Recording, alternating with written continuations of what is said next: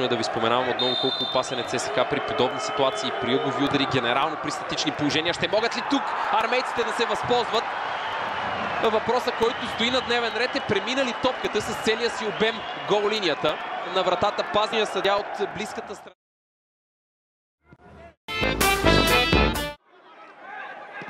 Делев пресече подаването към Арсов, но НАТО. Пас към Матиас Тисера. Достатъчно настоятелен Матиас Тисера в борбата за първата топка. След това завършващ изстрел, който премина покрай Шейтанов. Нямаше сигнал за нарушение от страна на Матиас Тисера. Минутата, в която Лудогорец възстановява равенството, е 39-та.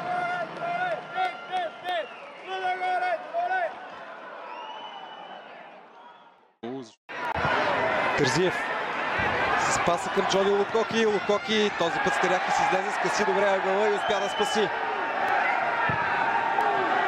Червен картон за Антони Стерякис.